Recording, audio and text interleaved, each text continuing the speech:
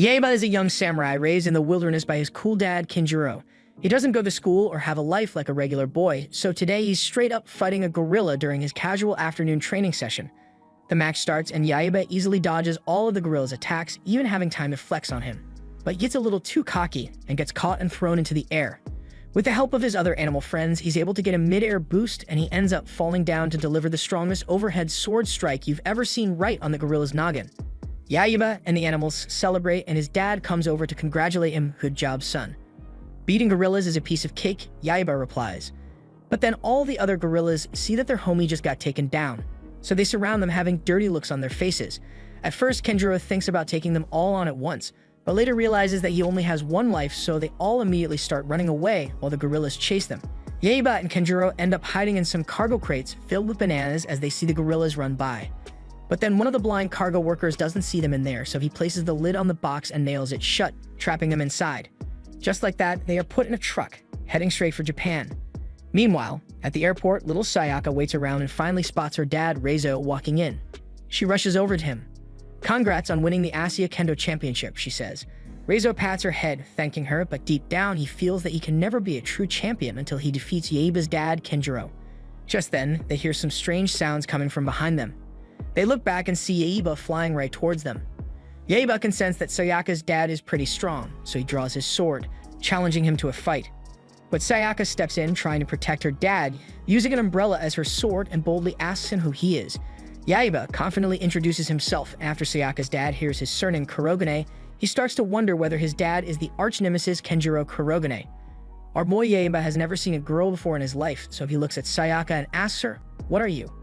He realizes that Sayaka is an actual girl, so he goes crazy and immediately tries to find out what's under her skirt, but Sayaka unleashes her ultra instinct and bonks him on the head, which makes Yaiba conclude that girls are scary. Just then, Kenjiro is seen at the other end, running toward them while the police trail behind him. Razor spots him from a distance and gives off an evil smirk. This is the moment he has always waited for, his chance to find out who will emerge victorious in their legendary battle. Razor strikes his pose, but Kenjiro just grabs him. "Let's get out of here, man." After which, Yaiba and Sayaka follow. They take a taxi to the city and Yaiba presses his fat face against the window as he looks at how beautiful the city is. Shortly after, they arrive at Reizo's house, where Kenjiro tells Yaiba things are going to change from now on. "Welcome to your new home."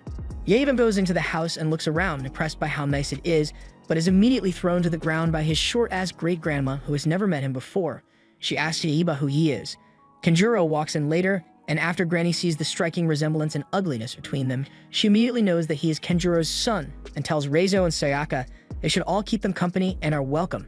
About an hour later in the dojo, Yaiba is really excited to see the other samurais as he's eager to find a samurai who's either as strong as him or even stronger. Kenjiro tests them all by tapping them on the back and they all fail except one who manages to block. Kenjiro suggests Yaiba spar with that guy. Reizo doesn't think that's a good idea because that guy is Muto, the dojo's best samurai. Granny doubts that Yaiba would even stand a chance against him, but his father is confident in him. He sets a deal with Granny. If Yaiba wins against Muto in the sparring match, then they'll all live here together. But if he loses, they'll get lost. Granny agrees and tells Muto that he has permission to go full force, but Muto doesn't understand why because he's just sparring against a little kid. Yaiba stands there bored, telling Muto to hurry it up already and stop behaving like a gorilla, which makes Muto get really annoyed. Granny suggests that Yaiba wear some safety pads, but he replies, "Nah, Dad always says those are for weaklings. And besides, I've never lost a match to a gorilla, so I think I'll be just fine." This overconfidence pisses Granny off. The match commences and Yaiba starts things off by taking really heavy swings at Muto. Granny and Sayaka observe his fighting style and see that it's not the most efficient because Muto can easily see his attacks coming from a mile away. Meanwhile, Yaiba smiles, saying he's impressed at how strong Muto is because he hasn't even been able to land a single hit. Muto decides to go on the offensive this time and Yaiba starts to struggle and even gets slightly overpowered. But then Muto says something that makes Yaiba's two brain cells click. "We're not in the jungle, you dumbass." This makes Yaiba realize that in order to win this fight, he can't fight Muto the same way he fought the animals in the jungle. He needs to adapt. So after that realization, he turns his back on Muto and takes a deep stance, which leaves everyone watching with their jaws dropped. Granny sees this and smirks, thinking Yaiba has either just given up or is just a dumbass. Still, she signals Muto to deliver the final blow now that Yaiba is open. Muto lifts his sword with all his might, ready to deliver the final blow, and right as he does, Yaiba dodges it, leaving Muto with a shocked look on his face. Yaiba then launches his sword and delivers the final blow to Muto, which is delivered with so much power it breaks his sword and even sends him flying upwards into the roof, leaving everyone watching stunned. Yaiba realizes that he's won, so he hits his signature emotes while everyone just stares at him in disbelief of what just happened. Granny has never seen such raw strength and uncultivated swordsmanship in such a young boy before. Meanwhile, Kenjiro has just finished downing a full crate of beers and is drunk, but still proud of his son for beating Muto. Raizo facepalms. Now he's going to have to hold his end of the bet and let them live in his house indefinitely. The worst part is that they're not even going to help with the rent. Sayaka notices that Yaiba is doing something strange. He has tied Muto to the roof and is holding a wooden stick. She asks him what he's about to do, but he replies, saying it's survival of the fittest, just like he does in the jungle. This pisses Sayaka off, so she tells him, "You're not in the jungle anymore, you fool." In the middle of the night, while Sayaka is trying to get her beauty sleep, she wakes up because Yaiba is training loudly on the roof for some reason. She comes out of her room, which shakes the house a bit and causes him to fall off the roof. She scolds him. "Do you know what time it is?" But Yaiba doesn't understand what she means because in the jungle, there's no such thing as sleep.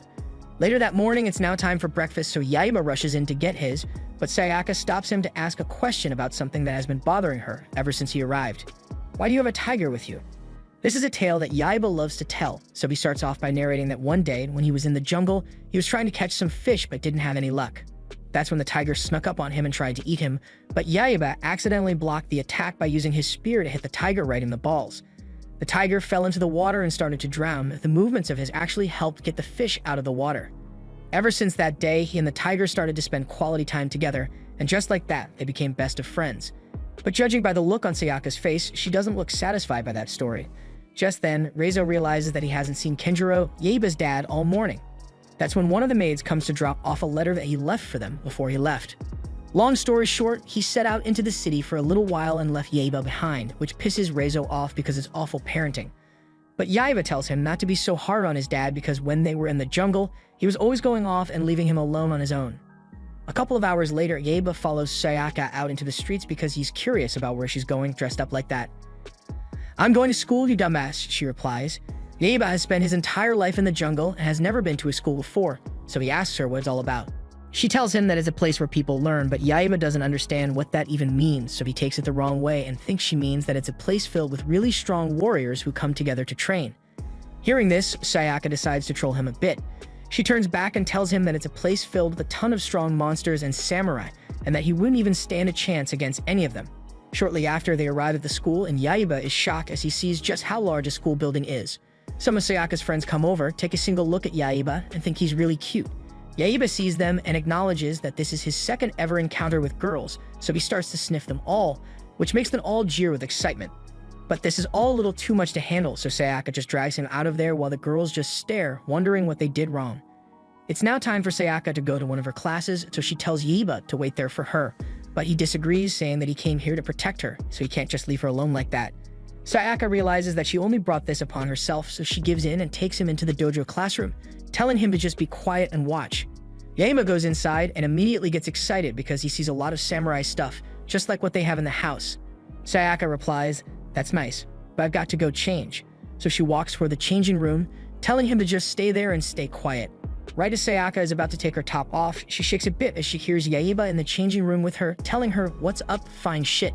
He stops catcalling her and sees that she's starting to get a little angry, which confuses him because his pops had always told him that girls were into that kind of stuff. Sayaka then summons her inner chakra and kicks him out of the room. He heads back into the dojo classroom and sees some samurai swords. He picks one up when a tall guy who's trying to pull off Satama's haircut comes up behind him and says, "That's dojo property. Keep your hands off." Yaiba jumps back and assumes a battle stance. Sayaka comes out of the changing room and sees that in the 5 minutes she left Yaiba alone, he's about to go head-to-head with the samurai national champion. After Yaiba learns that this guy is really strong, he immediately asks for a sparring match, but the guy walks away. "You're not worth my time." Yaiba then tries to deliver a sneak attack, but the guy quickly adjusts his pivot and counters the attack, knocking the sword out of Yaiba's hands. The Satama dude looks at Yaiba with a serious face and tells him to get out of here because this isn't a kiddie playground. Yaiba smirks. This is the first time anyone has ever been able to knock a sword out of his hands. Yaiba introduces himself and asks for the guy's name. "I'm Takeshi Onamaru," he says, and just like that, Yaiba begins his lifelong rivalry with Onamaru. Quick backstory about Onamaru: he currently lives alone and takes care of his bird poultry, while his sister is away for the kendo seminars. but at least he texts her every day to update her on what's going on. He tells her that this year's national kendo competition is coming up, and as usual, he plans on securing the first place slot.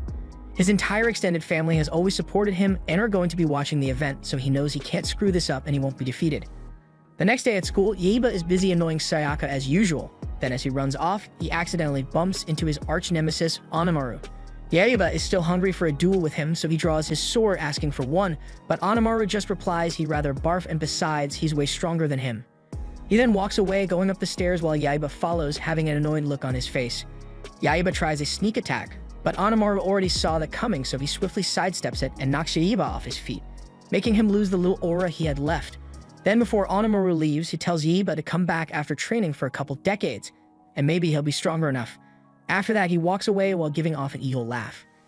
At this point, Yaiba is really pissed off. Sayaka has a concerned look on her face, but she thinks that Onamaru isn't willing to spar with Yaiba, probably because he has nationals coming up, so he just wants to stay focused.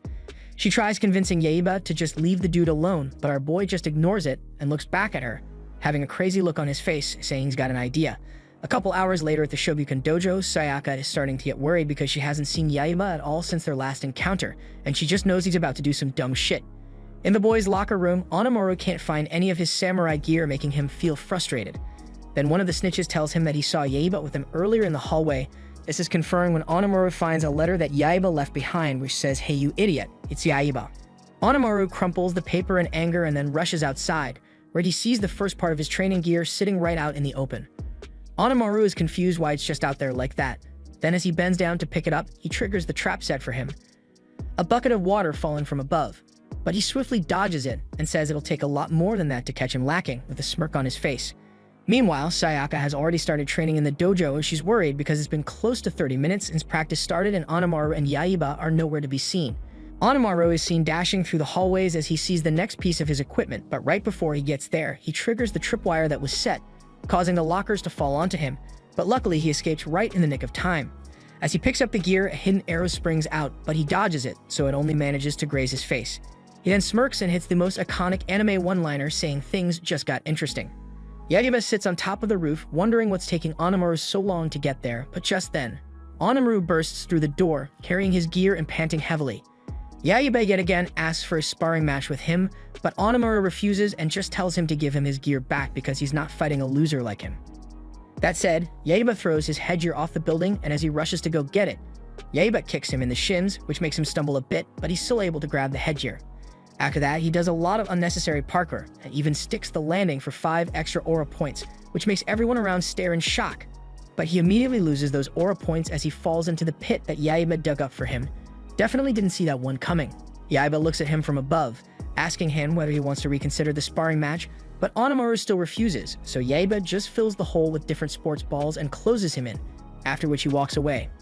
The next day, Onamaru is trying to feed his birds, but he can't hide the fact that he is so pissed off at Yaiba for what he pulled yesterday, saying if it's a fight he wants, he's gonna get it. Onamaru later realizes he's raising his voice at his birds, so he apologizes to them. A couple hours later, Sayaka is watering the street for some reason, but in the next moment, she's shocked to see Onamaru standing right in front of her asking for Yaiba. Sayaka tells him that Yaiba isn't at home right now, but right as Onamaru responds, he accidentally steps on Katagora, the family tiger. She's not in the best mood today, so she charges at Onamaru trying to attack, but using just 3 strikes. Onamaru puts her down for the count. Granny then walks in after seeing that display and tells Onamaru that a swordsman shouldn't be acting that way. She also overheard that he was looking for Yaiba, so she tells him she heard him mention he was heading to his house earlier. Right as he hears that, he immediately rushes back home before Yaiba can do anything dumb. After he leaves, Sayaka expresses her concern because she thinks Yaiba is going to get his ass beat by Onamaru, but Granny has faith in him and thinks it's actually going to be the other way around. Yaiba arrives at Onamaru's house looking for him and requesting a duel, but he doesn't find him there. Instead, he finds Shonusk, his old vulture friend who flew all the way from the jungle just to come and see him. As Onamaru rushes back home, he sees Yaiba flying on Shonusk in the opposite direction, then a feather falls right in front of him, so he just knows they messed with his bird poultry. Onamaru gets home and sees that his bird poultry has been torn down. The leftover birds even have tears in their eyes because of the trauma they just witnessed. This only makes Onamaru's hatred for Yaiba grow even stronger. Yaiba also gets home and sees that Onamaru had hurt Katagora. Sayaka says it's only fair since he's been messing with him ever since he got here, but Yaiba doesn't care. He's holding a grudge. They both run towards each other and meet in the town square. They draw their swords, ready to fight. One of the police officers tries to separate the fight, but they just tell him to stay out of it. Their match starts with Yaiba delivering a strong kick to the face, but Onamaru calls him a cheat and tells him to only fight with his sword. Sword to sword, they are always evenly matched in power and technique as they dance all around the market square, blocking and dodging each other's attacks. Yaiba flips him onto a bus and they continue the fight there, but they are still an even match for each other. The bus takes a hard turn, making Yaiba fall into the neighboring truck filled with logs of wood.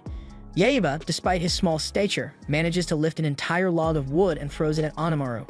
Onamaru easily uses his sword to slice it up, but after he does, Yaiba is nowhere to be seen. Yaiba hid behind one of the logs of wood Onamaru chopped up. He sneaks up behind and launches an overhead attack, but Onamaru still manages to block it. As a last resort, Yaiba decides to bite Onamaru right on his face, causing blood to leak out of his injury. After that, Onamaru is disoriented, so he throws a careless strike. Yaiba dodges it and quickly follows it up with a forehand strike, which connects on Onamaru's face, causing him to fall to his knees. Yaiba acknowledges that he has just defeated his arch-nemesis Onamaru, so he jumps up to celebrate, but unfortunately, he ends up splattered on a road sign, just like one of those old-timey cartoons. Later that evening, both Onamaru and Yaiba are seen whining like babies as they dress the wounds from their fight. Granny walks up to Yaiba. She heard about the fight, but she's not happy that he had to bite him in the head to win, so she doesn't consider that a victory for him.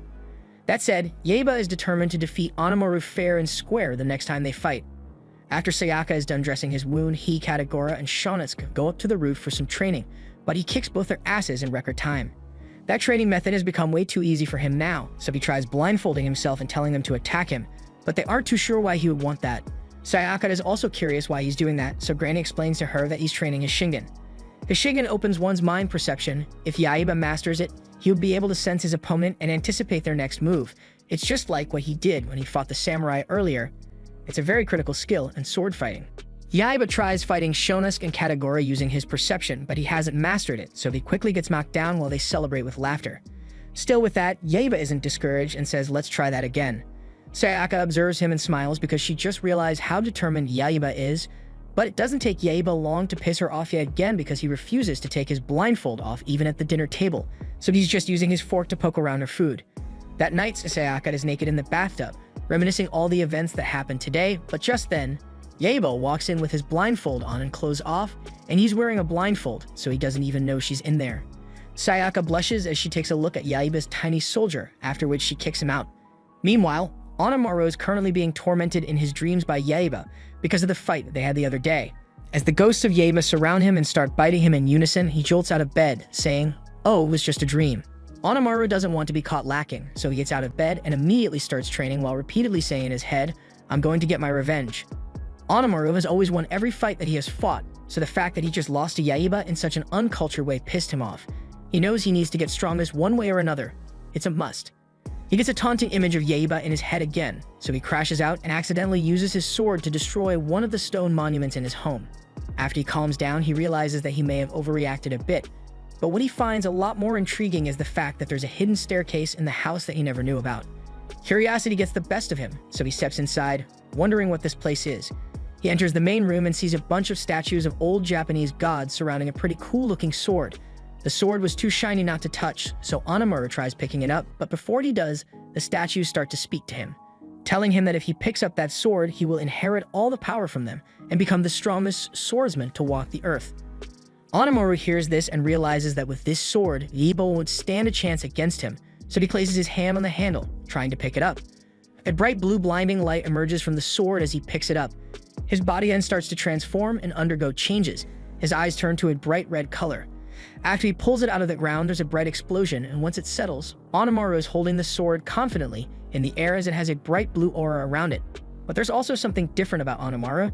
He now has two ugly-ass horns on his head and a striking new confidence. Nothing can stop him now.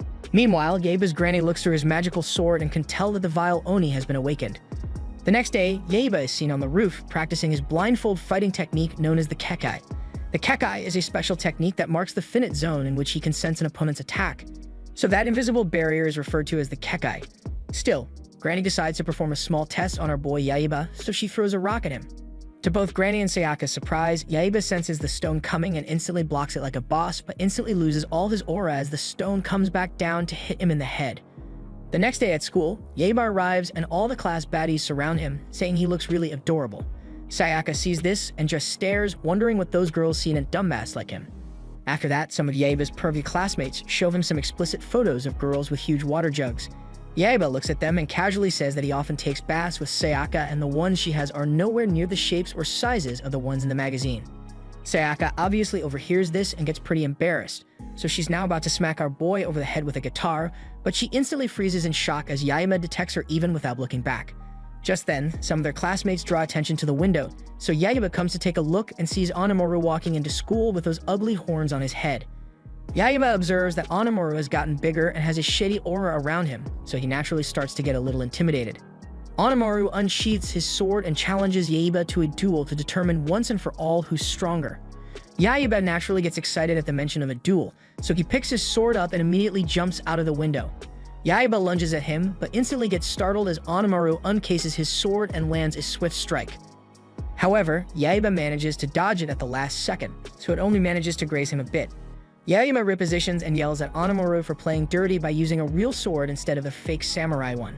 Sayaka and the others realize that's a real sword, so they start to get worried about what the outcome of this fight would look like.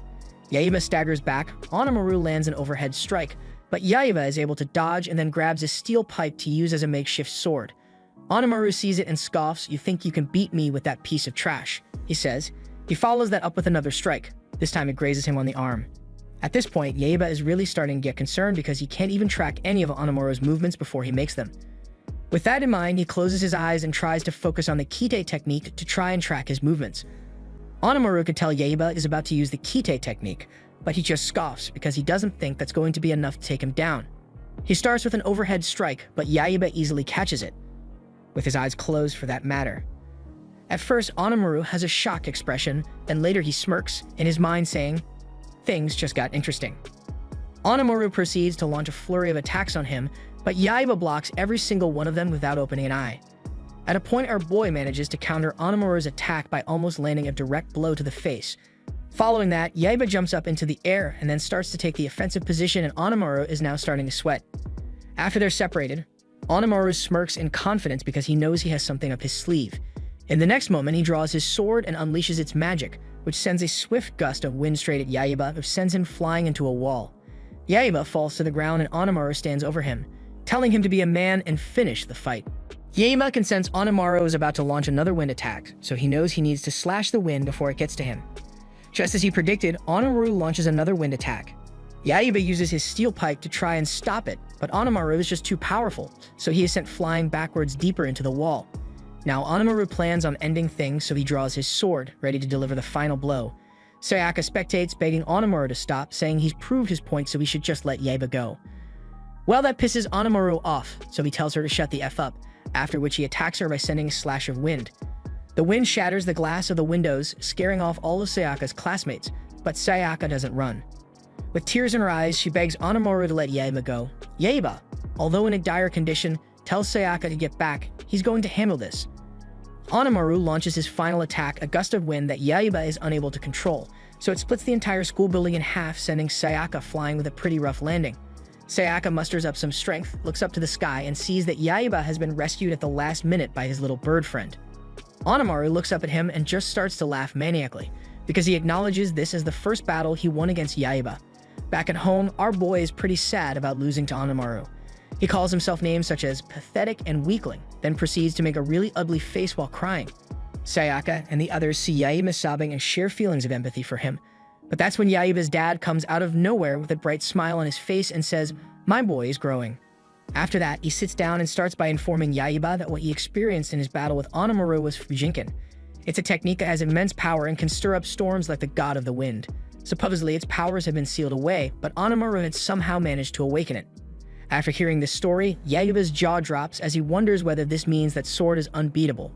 Kenjiro replies, saying that against the Fujinkin, only the Rajikin sword stands a chance. The Rajikin is a sword that, once grasped, darkens the skies and unleashes a flurry of lightning. Kenjiro thinks back and recalls that an old guy named Miyamoto has the sword. Yaiba is eager to know where he can find the sword, but his father warns Yaiba, with a serious look on his face, even if he was somehow able to get the sword, it would take him years to learn how to safely wield it. Yaiba claps back, saying, I don't care how many years it takes, I'm going to find that sword and use it to kick Onimaru's butt.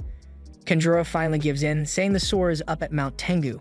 Sayaka hears this and says she knows the place. Yaiba just smiles maniacally, because he knows he's going to make her take him there anyways. Meanwhile, Onimaru is busy checking himself out in the mirror, wondering what he's going to do with all this power he now has. That in mind, he thinks to put his new power to the test. In the next scene, Sayaka wakes up tied to Katagura's back as Yaiba walks in front of them, saying she's going to take him to Mount Tengu to go and get the magic sword. Along the way, Sayaka complains of her clothes being too messy. So Yaiba brings out a couple of clothes he got from her room, but Sayaka doesn't really like the fact Yaiba was rummaging through her clothes. But still, she has no choice but to put them on. Yaiba steps away to go find some food for them to eat, all while Sayaka stands there wondering whether this Miyamoto guy is actually in these woods. About an hour later, Yaiba manages to catch some meat, he roasts it, and everyone seems to be enjoying it. Just then, they all hear a rustling sound. They look back to see what it was. A creepy old grandpa then swoops in from behind and steals their meat. Yaiba spots him at the top of a tree and draws his sword, ready for battle. Sayaka then steps in and tells him to stop because that's the old man Miyamoto his Daz was talking about earlier. Miyamoto jumps down furious. I'm not that old, he says. Yaiba confidently states that he's here to obtain the Rajikan sword. Sayaka proceeds to beg Miyamoto, saying he should just give them the sword and then they'll be out of his way. Miyamoto surprisingly agrees, so he tells them to follow him. He takes them to his house, but it's more of a tree house. Yaiba finds it to be kind of strange, but Sayaka is actually really fascinated by it. What she finds even more fascinating is the fact that he built it all by himself. That aside, Miyamoto goes on to inform Yaiba that many swordsmen have attempted to get past him in their quest to obtain the Rajikan sword, but every last one of them has been reduced to dust. Only a legendary samurai can wield the sword. For over 400 years, he has watched over that sword, waiting for the legendary samurai to come and claim it. The old man's full name is Musashi Miyamoto. Sayaka instantly recognizes that name as the Great Swordsman, but Yaiba, on the other hand, has never heard of this guy. But he doesn't really care anyway. He just tells Miyamoto to tell him where the sword is so he can go and get it. Just then, Sayaka spots it out in the open, stabbed into the ground. They all immediately head over to it. Sayaka, first of all, tries pulling it out of the ground, but she immediately gets struck by a bright stream of lightning. After that, Miyamoto explains that the blade strikes anyone who's unworthy. Miyamoto thinks them being here is a huge waste of time, so he tells them to leave. But just then, Yaiba pulls it out of the ground with ease. Sayaka is excited, Miyamoto drops his jaw, falls to the ground, and starts to think about his life. Even he wasn't able to pull that sword out in his prime, but this kid has pulled it out with ease. Could he be the legendary samurai he's waited centuries for? That's when he makes up his mind. He's going to mold Yaiba up to be the strongest samurai he's ever known. But honestly, Yaiba might have too much brain rot for that. After that, Yaiba tries to use the sword, but it's so heavy that he falls down with it. Miyamoto sees this and can tell that he's several light years away from mastering that sword. In order for him to brand the sword, he needs to first of all forge a spirit capable of conquering the thunder god's power within. That said, our boy decides to lock in. He draws the sword and maintains a deep stance while trying to summon the thunder god. The clouds get really dark. Yaiba starts to get struck by some thick yellow lightning, while everyone around just looks on. He manages to control the lightning and launches a thick beam of electricity across the floor. Miyamoto can see Yaiba is losing control of himself, so he lunges forward, delivering a swift strike to the back, which makes Yaiba go unconscious. Meanwhile, Onimaru is deep in the magic dungeon where he has just learned about the Raijinkan sword. He knows that if he has that sword, he would be unstoppable. It's a must for him to have it. Meanwhile, Yaiba has finally woken up. However, Miyamoto gives him some good news. The Thunder God has acknowledged him. But in order for him to wield the sword properly, he needs to either conquer its power by true courage or fall prey to its strength and become a demon, which is what happened to Onimaru and why he has those ugly horns on his head. As Yaiba is right now, he has zero chance of winning, but that doesn't demotivate him. He has a determined look on his face while he confidently says he's not going to lose to the Thunder God. He will wield the Raijinkan, and he will defeat Onimaru. Onimaru is still as thirsty for power as ever. He's in his magic dungeon and has just summoned 8 mystic ogres, with their sole purpose being to hunt down the Raijinkan sword. He pairs each of the ogres with some demon assistant to ensure the success of this mission. Meanwhile, Yaiba is deep in the woods, training with Miyamoto to become the next legendary samurai. His first test is to cross the river by stepping only on the lily pads, but Yaiba fails on his first try and doesn't even understand how he's supposed to pull that off. Miyamoto explains to Yaiba that he's not supposed to walk across, but rather whisk himself across and move like the wind. He demonstrates by leaping across the river, moving as light as a feather. He tells Yaiba that if he wants to learn how to do this, he needs to believe in himself, because even the slightest doubt in himself would prevent him from learning how to properly wield the sword. Yaiba is now more determined than ever, so he steps in the river with confidence, but falls into the water like a dumbass. At the same time, Sayaka and the animals decide to start preparing dinner. The scene shifts to the town parliament having a meeting, discussing the national budget. That's when Onimaru literally bursts through the door with an ugly-ass monster suit on. The parliament security take one look at him and can see that he's now a full-on monster, so they fire some bullets at him, but he easily blocks them. He throws a slash of wind at the ceiling, which makes it rain glass, all while Onimaru says, "From now onwards, you shall obey me." Back in the forest, Yaiba expresses frustration, saying he gives up because he couldn't get it on the first try. Miyamoto looks over his impatient behavior and says that Yaiba reminds him of another samurai he has trained named Kojiro. As expected, Yaiba has no idea who that is, and Miyamoto almost chokes hearing Yaiba doesn't know the great Kojiro Sasaki. Kojiro was a once-in-a-generation swordsman. He was also really handsome too, but of course not as striking as Miyamoto. He was impulsive just like Yaiba and would always rely on his strength without focusing on tactics and strategy, and unfortunately, that was what led to his downfall. Miyamoto hands Yaiba a shed sword known as a scabbard. It's basically a sword Yaiba can use for the meantime until he is able to wield the Reijinken.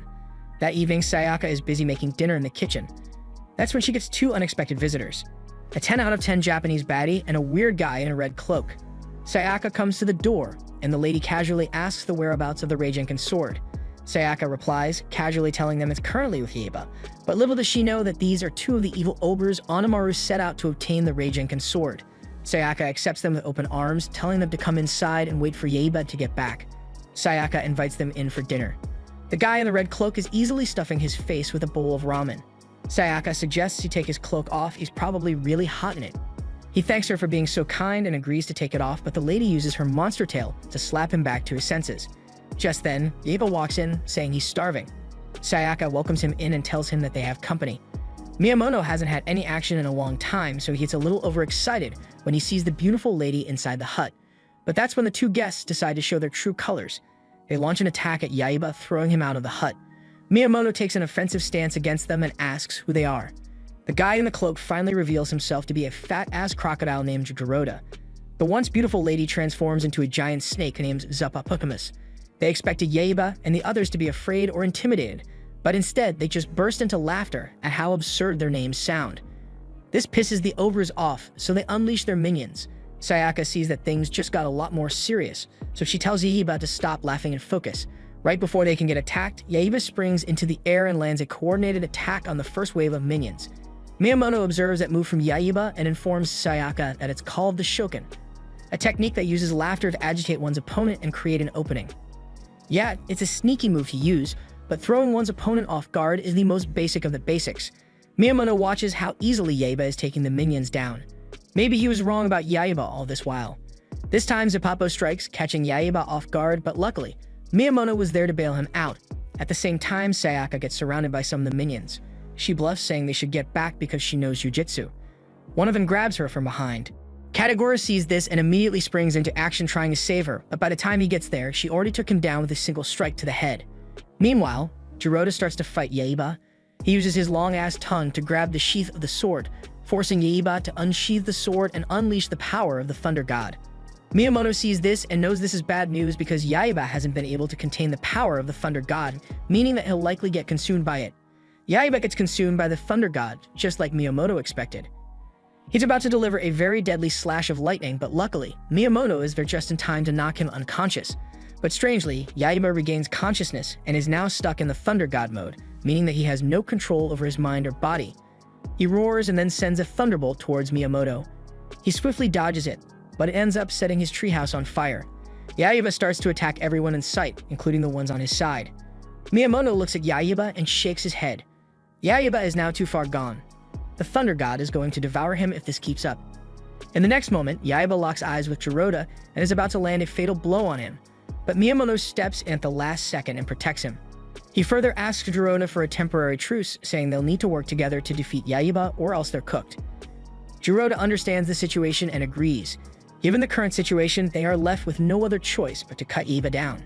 They both charge at him, but Yaiba is somehow able to handle both of them at the same time, after which he launches a heavy thunderbolt, which destroys a tree that almost crushes Katagura and Sayaka.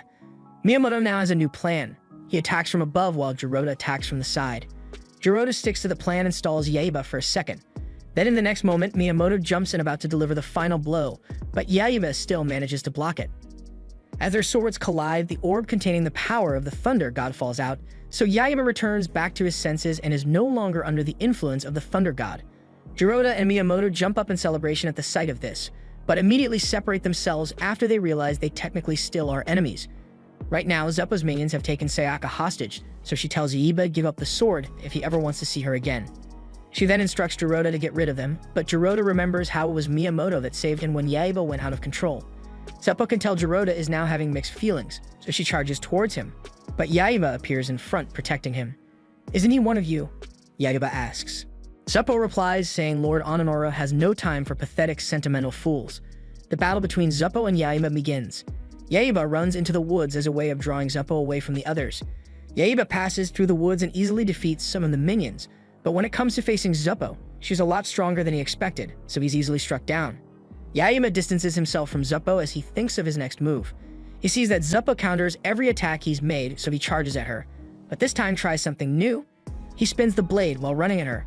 He is knocked back again by Zeppo, but this time the blade maintains its centrifugal force and continues to spin. Some of the minions come up from behind. Yaiba throws the spinning blade at them. It's so sharp that it's able to slice an entire tree into multiple pieces. As Yaiba chases the minions down, Miyamoto observes his technique and informs Sayaka that it's an old spear fighting technique that uses centrifugal force to keep the blade spinning. Zeppo can tell there's no way he's going to defeat them at this point, so he thinks he might be able to take some credit if he returns to Onamura with the Rage-Incan orb. Yaiba sees that Zeppo is trying to get away with the orb. The only way he can get to him is by crossing the river, so without thinking, he swiftly steps across the lily pads and reaches the other side in a matter of seconds. Then he uses his Senpuken technique to slice Zeppo clean in half. After that, Zeppo transforms back into a normal snake. Yaiba releases him back into the wilderness and tells him to stay like that. Later that night, they all camp outside because Yaiba did burn down Miyamoto's treehouse. But Miyamoto isn't angry about it. He knows it wasn't his fault. Just then, Sayaka shows them real-time news coverage where Onamura broke into the National Diet Building. Onamura has now transformed into a full-on monster, and on seeing this, Yaiba knows he has to hasten his training with the Rage-Incan because that's the only way he'll be able to defeat him. Hearing this, Miyamoto makes up his mind and decides that they're going to Ganryu Island to obtain a secret weapon that is made in the same way as the Rage-Incan. Miyamoto has hoped that it could provide a hint as to how to better wield the Rage-Incan. Miyamoto can't say for sure Yaiba will master the sword, but he definitely does have some potential. Then the next morning, they begin their journey to Ganryu Island. But as they travel, the airborne drone is seen floating above them, monitoring their every move. Deep in Onamura's lair, his other Obra servants report to him saying the Rage-Incan sword is now in Yaiba's possession. Onamura hears this and finds it absurd because he doesn't think Yaiba would ever be able to wield that sword. Mr. Spider, the ogre in charge of all the planning, says according to his calculations, Yaiba is as good as dead because he sent one of the strongest ogres, Mr. Slug, to go and retrieve the sword. Mr. Spider pulls up a video of Mr. Slug, confident that he'll be able to take Yaiba down in record time. Onamura takes a look at this and is more concerned as to why no one is assisting Mr. Slug. Mr. Spider replies, saying that's because it took him quite a while to get there because he is a slug after all. Onamaru still can't get over the fact that he was so confident in Zeppo to get the sword, but she was unsuccessful, and to make matters worse, Hiroda has now even joined Yaiba's side. Hearing this, Mr. Spider just cackles, saying it was all part of his plan.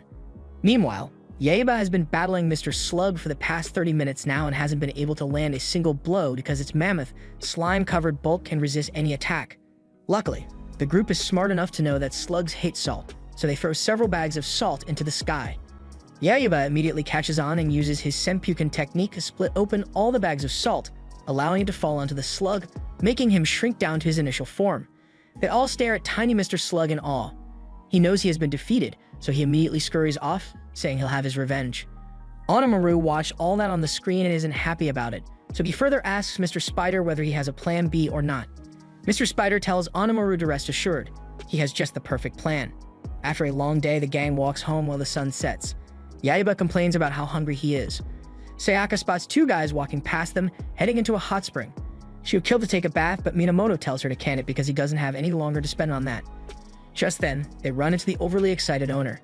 He thinks they were about to head into the hot spring, so he congratulates them, saying they are his 1 millionth customers, so he'll be having them all as special guests. Sayaka tries to explain that they don't have any money to pay, but the owner excitedly tells her to shut up because for this time only it's going to be free for them. They all agree, so the maids guide them along the way. Inside, Miyamoto and Jiroda are just chilling, while Yaiba is busy goofing off as usual. Miyamoto tells Jiroda to test Yaiba, so he tries a sneak attack on Yaiba, making him get startled and fall into the water.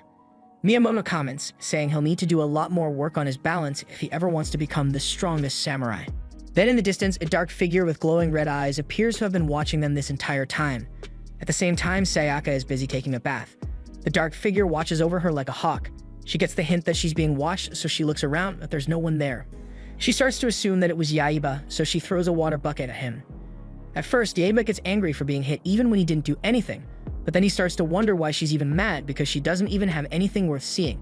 This situation has given Miyamoto an idea. He tells them that his next training task is to climb up that slippery wall as quickly as he can. He tells Jiroda to join in on it as well. Yaiba is a crazy for competition, so he immediately makes his way up the wall, only to see Sayaka and the others waiting for him there with their water hoses fully loaded up. They start to spray him, but our boy is somehow able to swim on the hose water midair. Sayaka blocks the water supply, causing Yaiba to fall to the ground and lose all his aura. Meanwhile, the old man looks through the bamboo sticks for a quick sneak peek, but unfortunately for him, she saw this coming and ends up slapping him in the face. After they get into their robes and are served with a full-on buffet. Everyone except Yaiba, of course, who has only been served one bowl of rice. Sayaka tells him that's punishment for looking on her earlier, even though it was actually Miyamoto who was spying at her. Back at Onmaru's lair, Mr. Starfish informs his colleague that he has been spying on Yaiba and the others for the entirety of today, and he can confirm that he is the one with the Reigenkin sword, and for some reason, he even takes it with him into the bath. That aside, he puts on a serious face while saying they have to figure out a way to get the Reigenkin sword. However, the major problem is Yaiba's Senpuken technique. The other ogres start to brainstorm, wondering whether it would be possible for them to get the Reigenkin sword without having to fight Yaiba. They start to think that if they could transform like how Mr. Snake did, things would work out a lot better. But even with that, they would have to fight the moment they reveal themselves. Then after planning for a while, their brain cells finally click and they get an idea and start to plot it together. Meanwhile, Yaiba has just devoured several bowls of white rice because although Sayaka said it was okay for him to eat rice, she never specified the limit. Just then, the overexcited owner pops out of nowhere to inform them that they are holding a special event made just for them named Kimadamashi. And if they make it through, they would get to experience their secret and secluded hot spring. The owner claims that it does stuff like loosen stiff shoulders, relieve backs, and even gives impeccable skin. With that said, Yaiba asks the owner whether this Kimadamashi thing tastes good, but Miyamoto informs him that it's not a food. Kimadamashi should be considered something like a test of strength. However, it doesn't test one's physical strength, but rather what you have in your heart. It still sounds like a load of fun to Yaiba, so he suggests that Sayaka comes along too. Judging by the look Sayaka has on her face, she's not too sure about it, but the manager tries to persuade her, saying it's an extremely special hot spring, one they won't find elsewhere. Miyamoto finds this to be an excellent idea and also a good way for Yaiba to show Sayaka that he can be a good escort. Later that night, they arrive at the Kimadamashi grounds, and it's honestly really spooky. Sayaka is starting to get a little scared, so she suggests they just go back. Just then, they get startled by Mr. Starfish. He lies, saying that he works for the inn and is here to explain how the Kimadamashi works. The rules are to proceed forward and do not turn back for any reason whatsoever. Now that the rules have been distributed, he tells them to get going. But before then, he asks Yaiba to allow him to hold that dangerous sword for him until he returns. Hearing this, Yaiba instinctively draws his blade, but then starts to wonder whether he may have a point. Mr. Starfish sees this and gives an internal evil smirk because he thinks Yaiba is going to be foolish enough to fall for this easy trick. He's going to get the Reigenkin sword by the easiest way possible. Then that evil smile quickly fades off his face as Yaiba keeps his sword with him and says he'll just keep it sheathed instead. Although this puts a hole in the first phase of Mr. Starfish's plan, he's not worried because the second phase is just about to start. Mr. Mantis is the star of the next phase. He's known for disguising himself and then taking down his foes. Mr. Starfish is confident that Mr. Mantis will be able to find an ingenious way to blend in, and if he does, the Reigenkin sword is easily theirs. Unknown to Yaiba, Mr. Mantis poses as an old granny who has sprained her leg, so he draws Yaiba in asking for some help. But Yaiba takes a look at him and starts to think this granny looks pretty weird. She's so big and has huge eyes. Then out of nowhere, Mr. Mantis reveals himself and decides to launch an attack. But Yaiba quickly uses his unsheathed sword to bonk him on the head, after which Sayaka scolds him for using his sword to hit an elderly woman. They both apologize for it and then keep on moving. Mr. Starfish comes over to Mr. Mantis and expresses pure respect for Mr. Mantis, because although he was hit really hard, he is still standing, making Mr. Starfish believe that he really is tougher than the rumors say. But just then, Mr. Mantis' cloak falls off and Mr. Starfish drops his jaw as he sees Mr. Mantis knocked out. Mr. Sea Cucumber is the nicest and most adorable of the group, so Mr. Starfish is eager to find out the kind of move he's going to pull. While Sayaka and Yaiba walk through the next part of the Kimodamashi, Mr. Starfish trails behind them, acknowledging that Mr. Sea Cucumber has just camouflaged himself and is eager to find out what clever disguise he picked out. Just then, he stops, realizing that he just stepped on something. He looks down and finds out that he has just stepped on Mr. Sea Cucumber. Then he screams out in warning. Now that everyone else has been wiped out, Mr. Starfish is now the last resort. He hides in the bushes with a smirk on his face, confident that with this plan of his, they'll practically be handing the sword over to him. On getting to a certain point, they see a sign that tells them to put any sword they have into the crevice to complete the Kimodamashi task. Yaiba sticks the sword in, happily thinking that he has somehow solved a huge mystery. That's when Mr. Starfish comes out from behind and informs them that he filled the crevice with an exceptionally strong glue, so it would be almost impossible for him to remove it from there. He thinks he would easily be able to defeat Yaiba now that he's without the sword. Just then, two of his other ogre friends are now reunited with Mr. Starfish, and he sheds a tear seeing that his friends came back for him. Now that the three of them are together, they believe they are an unstoppable force, so they just tell Yaiba to surrender the swords so that no one has to get hurt. Meanwhile, Yaiba is busy trying to use his brute strength to remove the sword from the crevice. Yaiba gets an intense adrenaline rush and has now been able to lift the entire boulder, which ends up hitting Mr. Starfish and his colleagues as they try to attack. Against all odds, Yaiba has managed to free the Raijinken's sword. The ogres see this and cannot believe their eyes, but even with that, they know that Onamaru would have their heads if they return empty-handed. With that in mind, they both start to charge at Yaiba, knowing that they have no choice but to fight. But right before they manage to collide, they get really unlucky and get hit by the sprout of a geyser. Sayaka takes a look and sees that this might be the secret hot spring that the owner told them about a while ago. About an hour later, the three ogres wake in their resort room to see Yaiba staring down at them. The ogres immediately scoot back, accusing Yaiba of attacking them in their sleep, but Yaiba explains that he actually saved them. They hear that and are lost for words. Even though they plotted to steal the Raijinken's sword from him, he still decided to save them. Actually, it was Jiroda that vouched for them, and on hearing that, they immediately burst into tears, thanking them for showing such kindness. Jiroda further tells them that they don't have to follow Onamaru if they don't want to. "You are free to choose your own path," he says. Mr. Starfish plans on going back to his wife, and the others plan on sticking around with Yaiba until they reach Ganryu Island. Meanwhile, in Onamaru's lair, Onamaru has been watching the entire thing and is really pissed off. Now he has no other choice but to summon his strongest ogre. In the next moment, a giant casket falls from the sky, it opens, and a dark figure with red glowing eyes emerges. Onamaru yells while giving it instructions, "Rip the Raijinken's sword off of Yaiba's baby hands and bring it to me." In this episode, the gang goes all the way to the Nagoya station to get some delicious chocolate sticks. They hardly ever come to this sort of fancy area, so Sayaka pulls her phone out to take some pics for the gram, but Yaiba has no idea what she's doing. Just then, their group selfie gets interrupted by one of the ogres who they have battled before, Mr. Slug. This time, Mr. Slug has a bright smirk on his face, confident that he's able to defeat Yaiba. He tells them that he no longer goes by the name Mr. Slug. He now has a shell, so he goes by Snaily now. The gang hears this and are short of words. Nonetheless, Yaiba remembers that his weakness is salt, so he tells Jiroda to bring over the salt bag. Yaiba takes it and lunges towards Snaily while throwing it all over him. Snaily sees this and has a confident smirk. He immediately hides in his shell, preventing his skin from coming into direct contact with the salt.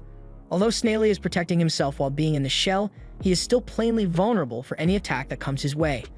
That provides Yaiba the perfect opening for his signature Senpuken attack, striking his shell clean through. Miyamoto now watches Snaily slither away and starts to wonder whether this is actually the kind of people that Onamaru hires. Yaiba laughs maniacally, saying that the next time he lays his eyes on Onamaru, he's going to take him down with his Senpuken attack. But just then, they all hear a very deep voice coming from above. A dark character lands on top of the tallest building in the district. Miyamoto sees this and realizes this guy could be a final boss, so he tells Yaiba to get ready. The weird-looking guy at the top introduces himself as Mr. Bat. At the same time, he has just eaten Sayaka's Nagoya snack and he finds it to be quite delicious. After that, he points down at Yaiba and tells him that the Raijin's sword belongs to none other than Lord Onamaru. Now hand it over before anyone gets hurt, Mr. Bat says, confident that he'll easily be able to take it from him. But Yaiba is also quite confident that he'll be able to defeat him with just one strike of his Senpuken. Then in the next moment, they both draw their swords and clash, and with one strike, he manages to strike Yaiba in the arm, causing him to bleed out a bit. Both Yaiba and everyone watching can't believe it. Yaiba realizes Mr. Bat only managed to get a hit on him because he can fly, but Mr. Bat just tells him to shut the F up and then calls him an ugly wingless human. That said, Yaiba calls on Shanusk and they adapt together, making Yaiba now able to fight in the air just like Mr. Bat. Seeing this, Mr. Bat is impressed, but he's still fairly convinced that Yaiba won't be able to defeat him. As Miyamoto watches the two collide, he can tell that Mr. Bat is quite fast, and he's even blocking Yaiba's attacks like they're nothing. However, if Yaiba is somehow able to cut through his defense, he might still stand a chance. Their battle continues for a while, and they seem to be an even match for each other. Then at a certain point, Yaiba sees the perfect opening for his Senpuken attack. Right as he is about to use it, one of Shonosuke's wings gets hit with a blade, and because of this, Yaiba realizes he can't use the Senpuken technique like that. Mr. Bat then follows up by launching an overhead kick that sends Yaiba crashing down into a neighboring store. As Yaiba lays there helpless, Mr. Bat figures that this is the best time to finish him off, so he lunges towards him and is about to deliver a very lethal blow, but Miyamoto appears just in time to block the attack. Mr. Bat is impressed at the level of skill, so he asks who this guy is. Miyamoto hears that question and decides to stroke his ego a bit, so he tells Mr. Bat that he's the incomparable bringer of terror, Musashi Miyamoto. Mr. Bat hears this and gives Miyamoto a huge hug because he's actually a really big fan of him. Mr. Bat would really love it if Miyamoto was one of his colleagues, but they're still enemies, so he takes a large bite out of Miyamoto's head, making him leap backwards and stagger a bit. Jiroda and the others come to check up on him, but Miyamoto kind of looks different. He staggers a bit once more and then turns towards them and gives a loud roar, his face being really pale and eyes a greenish color. Following that, Mr. Bat orders his minions to now attack Sayaka, but Yaiba swoops in to attack at the last minute, after which he hops on Shonosuke and flies away with Sayaka. Right as Yaiba thinks he's safe, Mr. Bat comes flying in from above and starts to attack them. At a certain point, Mr. Bat gets close enough that he ends up cutting off one of Shonosuke's wings. Yaiba and Sayaka then start plummeting to their doom. Yaiba grabs Sayaka and tells her not to let go, then they end up falling deep into the river. Meanwhile, Mr. Bat acknowledges that Yaiba managed to get away this time, but both Miyamoto and Shonosuke have now become his minions. With this, he knows he's one step closer to claiming the Raging Sword. Later that night, Yaiba and Sayaka sit together on the bridge. It's obvious they feel bothered about what happened to Shonosuke and Miyamoto. Because of this, Yaiba tells Sayaka to hand him the orb that gives him the power of a thunder god. He knows that's the only way he would stand a chance against Mr. Bat. However, Sayaka fears that if he uses the orb again, he might get consumed by the thunder god's power again and become a demon, just like what happened to Onimaru. Yaiba argues, saying he'll be fine and that he's been training. Even with that, back when Yaiba got consumed by the thunder god's power, Miyamoto was there to snap him out of it, but now, there's nobody here to do that for him. At this point, Yaiba is really frustrated because not even his signature Senpuken attack was able to stop Mr. Bat. He's going to need to think of something clever to take him down. Just then, their hearts drop as they hear Mr. Bat's voice call out to them from afar. He's confident Yaiba won't escape this time. He summons several of his demon minions surrounding Yaiba. However, he does give Yaiba one last chance to hand over the Raging Sword without anyone getting hurt, but Yaiba is no coward. He manages to single-handedly defeat all of Mr. Bat's minions, but Mr. Bat swoops in and knocks him to the ground. Yaiba struggles to get up. With his current situation, he knows there's nowhere for him to run. Just then, Katagora bursts through Mr. Bat's minions. Both Yaiba and Sayaka are ecstatic. Mr. Bat sees this and is honestly shocked because he expected one of his minions to have taken Katagora down by now. But nonetheless, he sees this as a futile struggle for Yaiba. They both ride on Katagora's back, heading in the south direction, and judging by the look Yaiba has on his face, you can tell that he has a plan. About 10 minutes later, they take refuge in an old abandoned house, but Sayaka knows that it's only a matter of time before Mr. Bat finds them. She turns her back and sees Yaiba in a really ugly samurai suit, wondering where he's going with this. Katagora's spidey sense activates, so they all assume their best hiding spots. Mr. Bat bursts through the door and doesn't see anybody, although he can sense their presence, so he slices through one of the samurai suits and sees Sayaka in there. This provides the perfect opening for Yaiba to come up from behind and land a perfect strike on Mr. Bat. Yaiba knows that was a clean strike, still he wonders whether that would be enough to put Mr. Bat down for good. In the next moment, Mr. Bat is dazed but still standing because he blocked it. This makes Yaiba hate himself for not using his Senpuken technique. The strike only managed to remove his sunglasses, but Mr. Bat is still really pissed off. He's surrounded by a fake purple aura, so you know he means business now. Mr. Bat chases Yaiba back and forth until they reach the top of the roof. That's when Yaiba is about to draw his sword. He realizes that the Raging Sword is missing. With the sword missing, Mr. Bat is certain that he'll be able to defeat Yaiba. Meanwhile, Sayaka has just found the Raging Sword lying on the floor, so she tries to pick it up, but she can't even pick it up, so she wonders how Yaiba has been carrying it around all this while. Nonetheless, she calls over Katagora to help pick it up. She knows she has to get it over to Yaiba or else she's cooked. Along the way, they run into some of Mr. Bat's minions, but they quickly run past them because they know they don't have time to face them. Meanwhile, Yaiba is locked in a heated battle with Mr. Bat without a sword. Though he manages to dodge and weave through the attacks, it's clear he's on the losing side. Just then, Katagora and Sayaka arrive to toss him his sword. He immediately tries to use his Senpuken technique, but Mr. Bat tosses a dark orb inside it, which would prevent it from spinning. However, Yayuba is confident that he'll be able to chop Mr. Bat in half even without his Senpuken technique. They both clash blades for a few moments, but Mr. Bat is still managing to overpower him. Mr. Bat throws him on the floor and is about to deliver the final blow. Yayuba watches his life flash before his eyes. This is how it all ends. Sayaka sees this and thinks Yayuba is going to die, so she screams, and coincidentally, a ray of light bounces off her amulet and shines directly on Mr. Bat's face. That's when Yayuba's two brain cells click, realizing that bats hate sunlight. He immediately picks up his sword and uses it to run round the room and slices it open, taking the roof off and making Mr. Bat more exposed to the sunlight. Now the roof is off, Mr. Bat shrieks in pain and the dark orb he put on the Raging Sword fades away, meaning that this is his chance to use the Senpuken technique. He launches it, and in an instant Mr. Bat is split in half and deforms back into several bats that end up flying away. Yayuba has just saved the day again, so he hits the signature samurai pose for extra aura points. Sayaka runs over to him and hugs him, but he pushes her away, saying he's not focused on girls right now. Later that day, the gang are seen at the park having a snack, but Yayuba has refused to eat and is even training. He knows he still has a long way to go. For now, they need to head to Ganryu Island before Onimaru's poison spreads even wider. Yayuba has never been more determined. He needs to get stronger if he's going to be able to take Onimaru on. That same night in the town square, everything seems to be going just fine until several people look up and start to notice a giant, scary blimp floating in the middle of the sky. News reporters immediately start to cover the scene, informing the general public that Onimaru has appeared and is planning to take over the National Diet Building and turn it into his own castle. He even plans on taking over the whole of Japan at a point. Onimaru is then seen flying across the sky at the top of his blimp, having that same ugly smirk on his face. He speaks to the commoners, telling them to bow for him and that Japan is now his. The commoners hear this, and let's just say they're not happy about it. They say they'll never bow down to him. Onimaru sees that the citizens are retaliating, so he decides to give them a little sneak preview of the kind of power he holds. He draws his sword and uses his wind magic to slice a tower building in half, which makes the citizens start to get scared as hell. After the building falls, Onimaru tells them all to remember what they all just witnessed, after which he gives off an evil laugh. On the blimp, Mr. Spider draws Onimaru's attention and informs him that Mr. Bat just got smoked by Yayuba. Onimaru is surprised to hear this because Mr. Bat was one of his strongest ogres. He's further informed that Yayuba and his gang are now heading to Ganryu Island, so he instructs Mr. Spider to get there before them and revive this world's most legendary samurai, Kojiro Sasaki. Meanwhile, Yayuba and the others are in a boat that's sailing towards Ganryu Island. Miyamoto stands in front, telling them the story of the great Kojiro Sasaki. Yayuba is going to need the making of his sword, and if you're wondering what makes it so special, it has the ability to extend and shorten at will, which basically makes it the most overpowered weapon. The sword making is called the Mono, and over 4 centuries ago, Miyamoto dueled Kojiro for that very making and won against him. Yayuba is curious as to how he managed to pull it off, so he explains, saying he heard Kojiro had obtained the Maken. He devised a very smart, top-secret plan. He won that battle with Kojiro simply by coming late. Sayaka calls it sneaky, but Miyamoto calls it the art of war. Just like Yayuba, Kojiro had the patience of a flea, so he quickly grew angry and irritated. Then the duel commenced.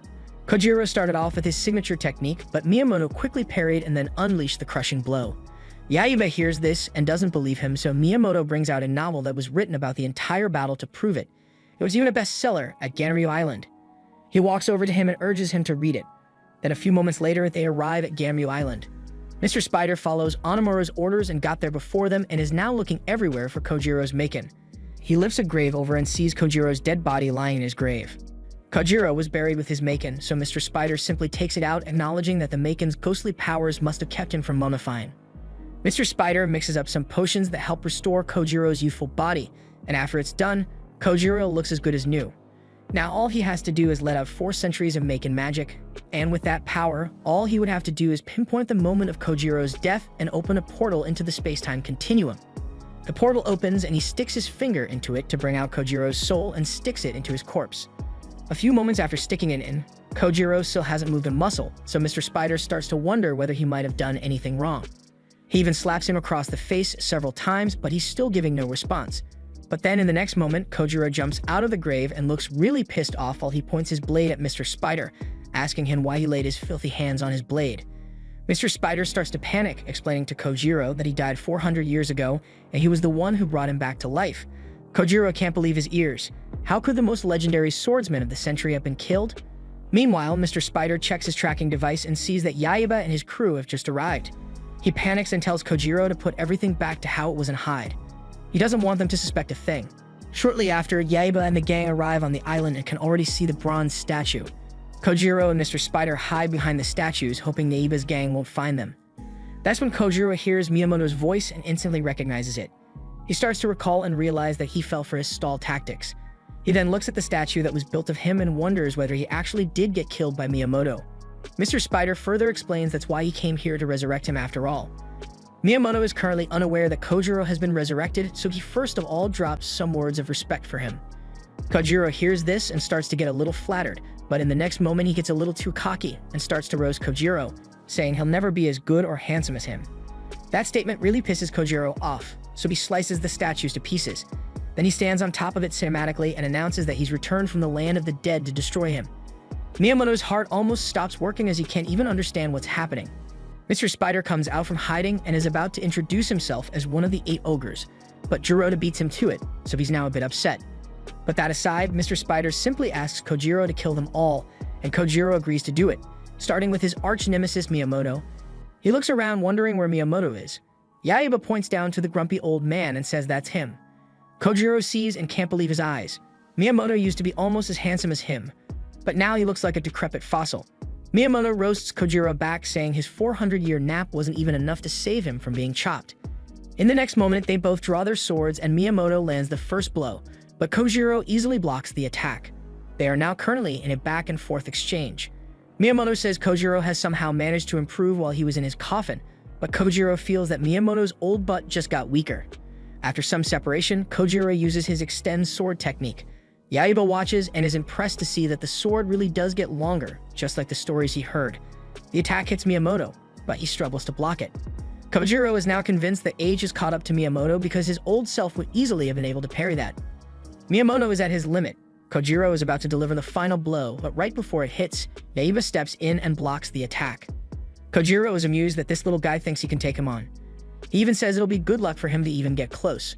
Their battle begins with a swift exchange of blows, but it's very obvious that Yaiba is getting overpowered.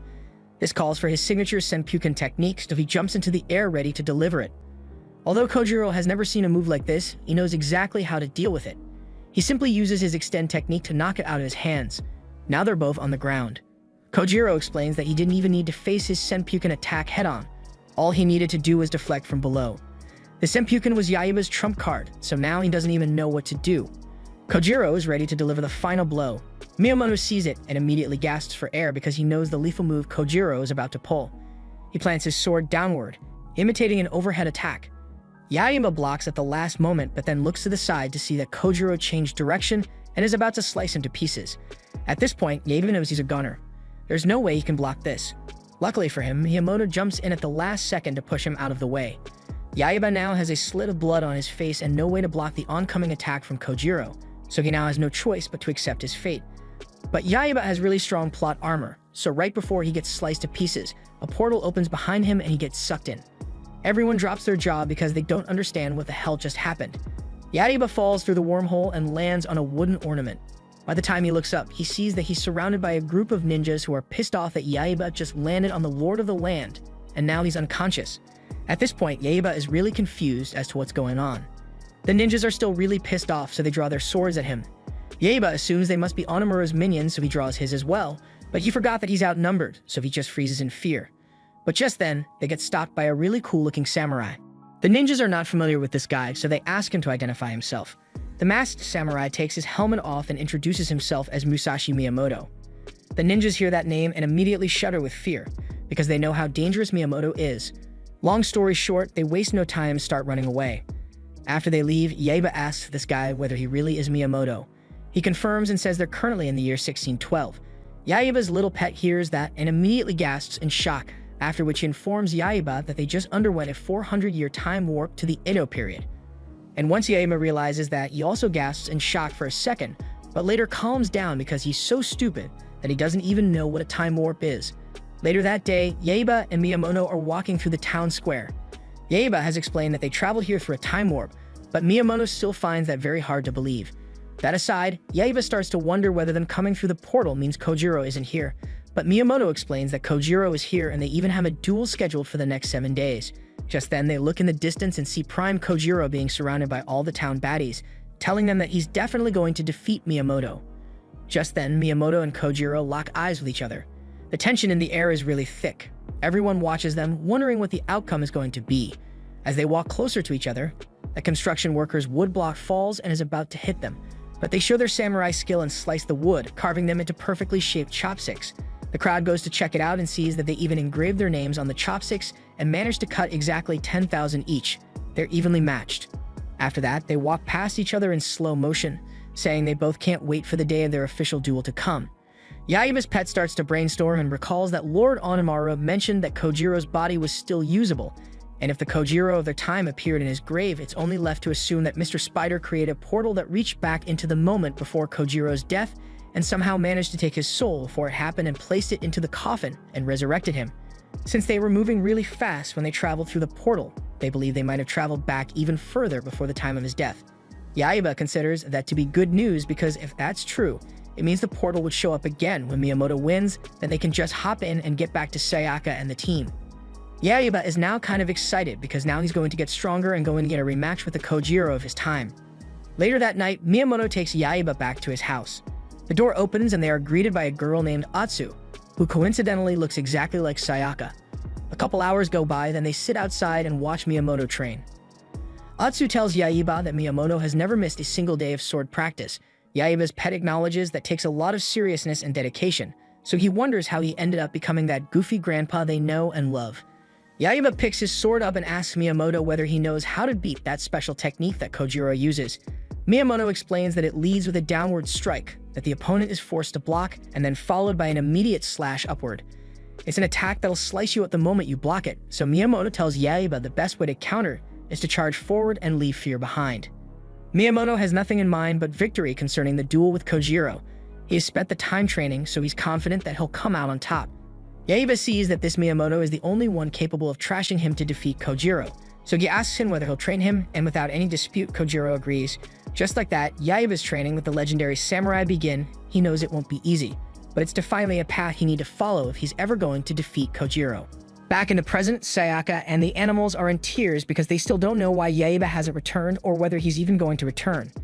At the same time, Miyamoto is still having a head-to-head battle with Kojiro, but it's very obvious that his age has caught up to him, so he's now about to get sliced by an overhead strike from Kojiro. But just then, the attack is interrupted by a bright blue flash of blue light. Meanwhile, in the time warp, Yaiba is starting to panic a bit because Miyamoto has just told him he's going to go very bright and early for the duel tomorrow. Yaiba sees this to be a problem because the older Miyamoto told him that he only managed to win the duel because he showed up late. Yaiba tries his best to convince Miyamoto, but he refuses, saying he's not even going to get any sleep and will head out for the duel bright and early in the morning. After Miyamoto steps inside, Yaiba panics even more as he sees his sword disappear from the scabbard. His pet then alerts him, saying that history has started to rewrite itself, meaning that Miyamoto will end up losing the duel with Kojiro tomorrow. Yaiba realizes that this is all because he opened his big mouth to tell the Miyamoto of this age that he's from the future. Miyamoto was the one that gave him the Raging Sword, so if he loses and ends up dying, that means Yaiba will never get it. And if Yaiba never gets it, then he would stand no chance against Onimaru and would get killed. Amidst all this, Yaiba's pet informs Yaiba that he's starting to fade away, but at the realization of that, he rushes into the living room and tries to persuade Miyamoto to go to sleep ahead of the duel tomorrow. Yaiba tries his very best to persuade him, but he still won't budge. Atsu then speaks up, asking Yaiba to tell her what the future is like. Yaiba sees this opportunity has loads of potential, so he rushes over to her and flips her skirt open because in the future, all the cute girls wear miniskirts like that. Miyamoto then calls out to Yaiba with a serious tone, saying he's got his attention.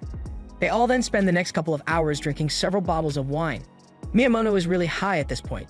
You can tell just by looking at how red his face is. Yaiba can tell this tactic is working because his body has returned back to normal and the book has done the same too. At a certain point, Miyamoto reaches his limit and falls asleep. Yaiba sees this and hits a Japanese emote to celebrate, confident that he'll wake up late for the duel and everything will go as planned.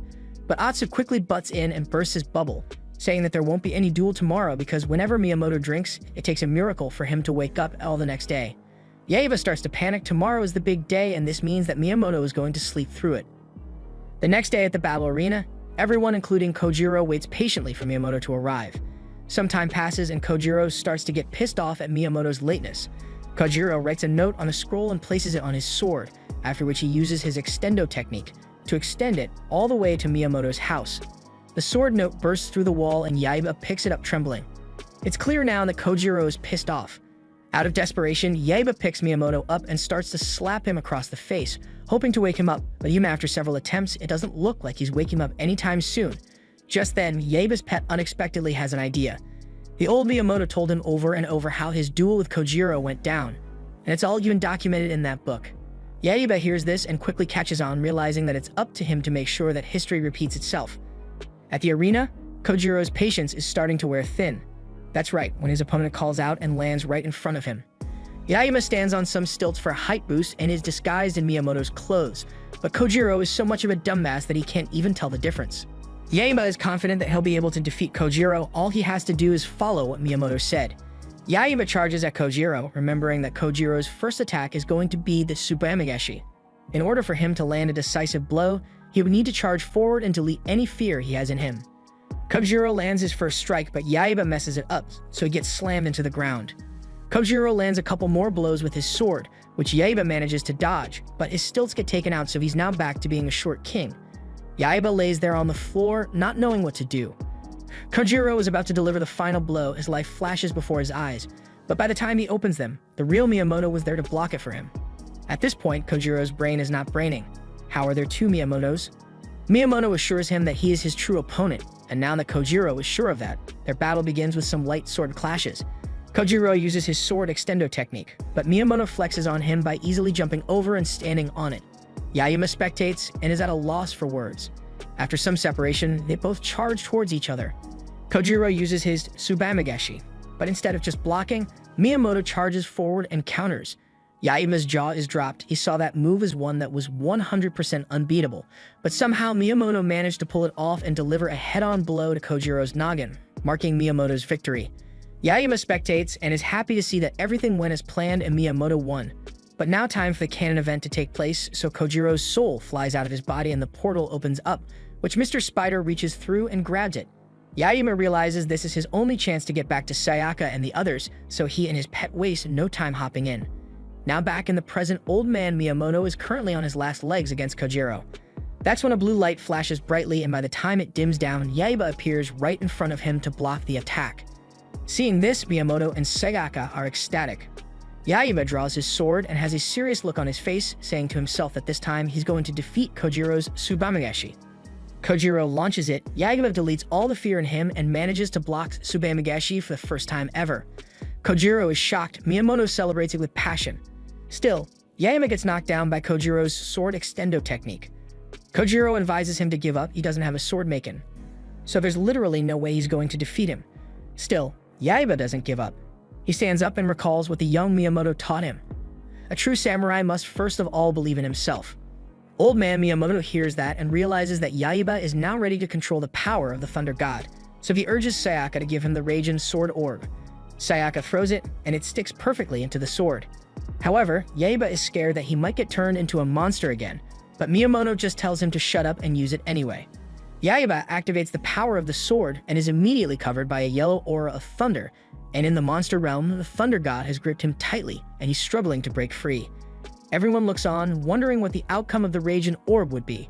At a certain point, they fear that Yaiba might have been consumed by the Thunder God again. But he proves them wrong by actually managing to control it. Now he glows with a bright green aura.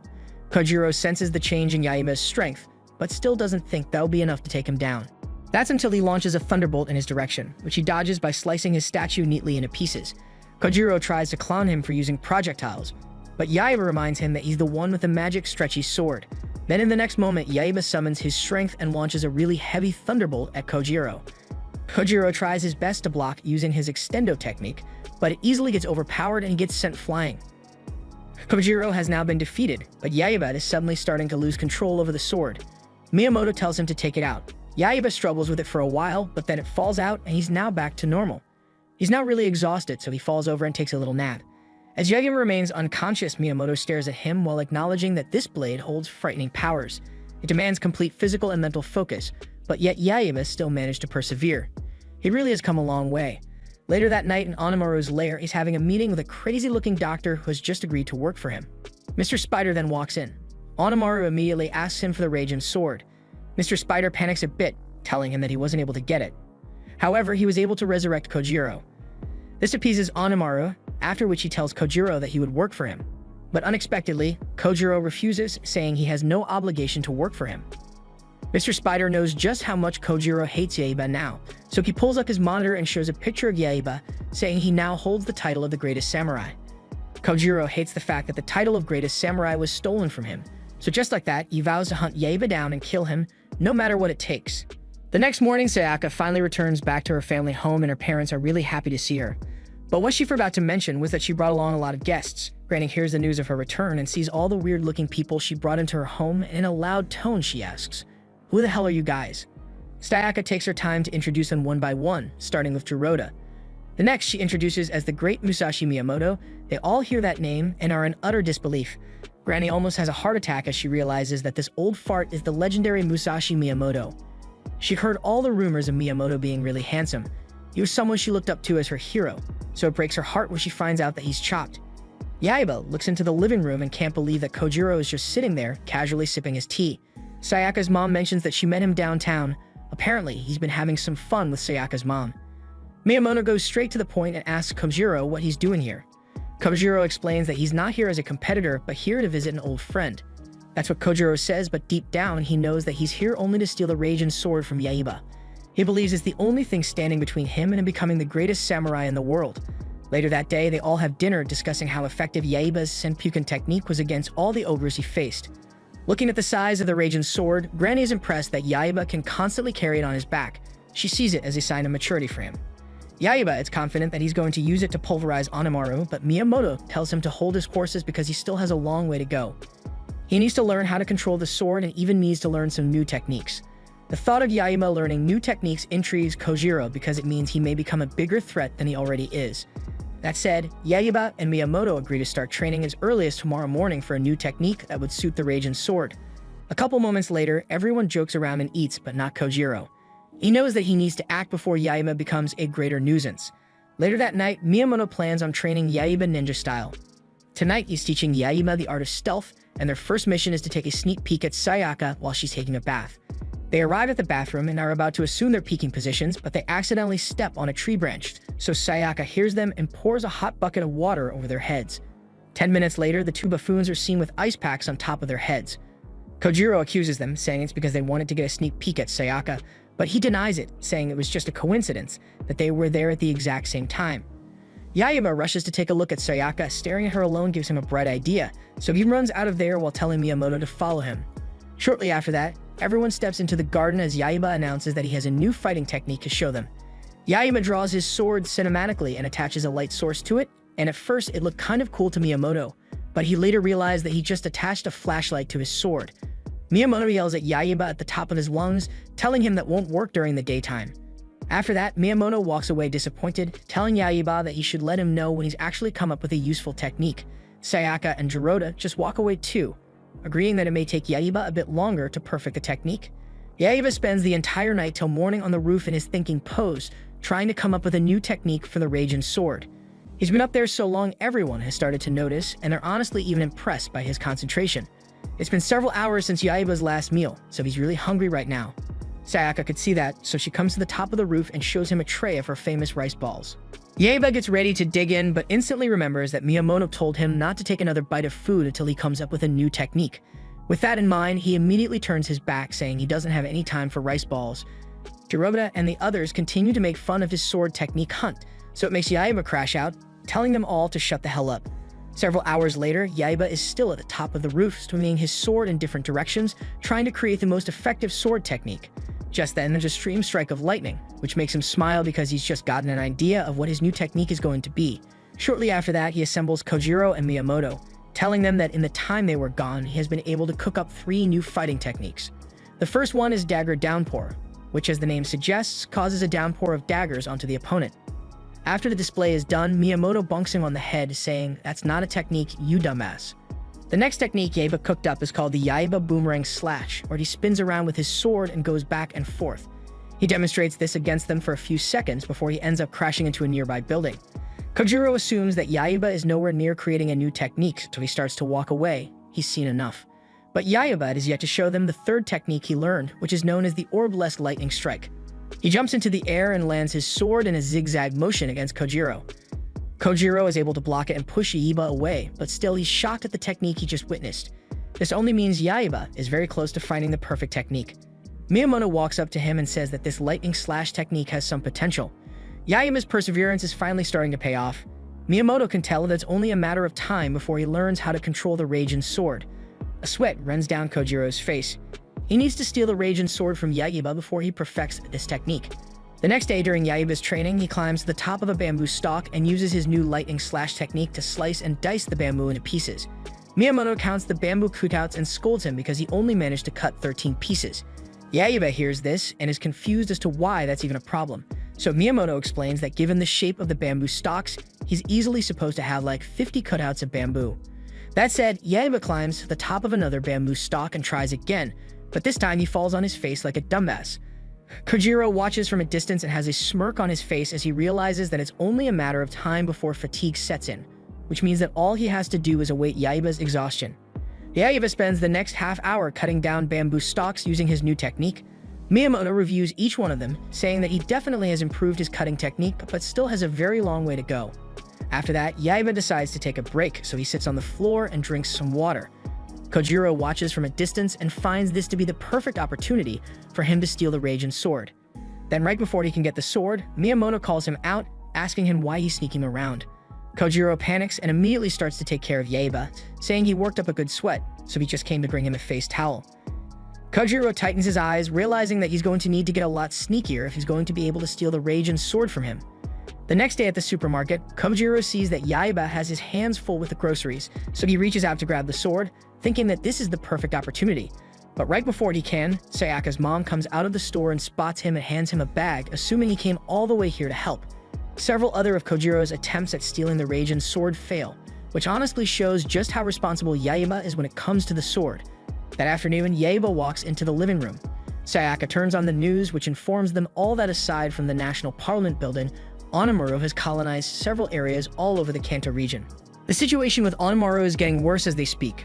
Miyamoto tells Yaiba that he needs to perfect his technique as soon as possible, after which they would attack him head-on.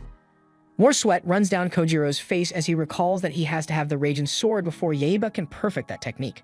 Having that in mind, Kojiro offers to train Yaiba ahead of his battle with Onamaro.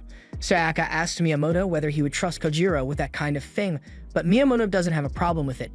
He even thinks Kojiro would make an excellent opponent for him. That afternoon, Kojiro and Yaiba are knee-deep in a tense sparring session. It was evenly matched at first, but now Yaiba is starting to get overpowered. Yaiba gets knocked to the ground, and as he lays there, he knows that he needs to move and attack faster if he's going to defeat Kojiro. Meanwhile, Kojiro has a deadly smirk on his face. He's about to deliver a deadly final blow and finally steal the Raijin sword. They both charge at each other, but to Yaiba's surprise, Kojiro uses his Tsubamagashi technique. He almost gets hit by it, but at the last second, he adjusts his sword and finally figures out how to counter it. After that, they both give each other some separation. Kojiro is honestly starting to sweat. Yaiba leaps into the air and delivers his lightning slash technique adapted with the Tsubamagashi, which catches Kojiro off guard and makes him unable to block. Kojiro is at a loss for words. Yaiba somehow managed to learn from his signature move and perfected his own. Now the sparring match is over. Miyamoto commends Yaiba, saying his technique is finally perfected. Yaiba hears that and starts to celebrate, thanking Kojiro for helping him adapt from his technique, because if it wasn't for him, he never would have perfected it. At this point, Kojiro realizes that he just messed up big time, so he squats on the ground angrily, while Yaiba trash talks about how he's going to kick Onamaro's ass. Later that night, they all gather in the living room and start to discuss strategy of how their attack is going to look like. Jiroda starts off by informing them that Onamaro is likely sitting at the top floor. However, the castle is heavily guarded by shadow monsters, which means that they can't just barge in or else they'll get captured. Miyamoto gives a suggestion, being that they gather all the women at the front of the entrance and then throw a fabulous party to distract the monsters. But just as you thought, that's a terrible game plan. Just then, Yayua's two brain cells click. Since Onamaru is sitting on the top floor, he suggests that they just swoop in from above on Shonetsuke.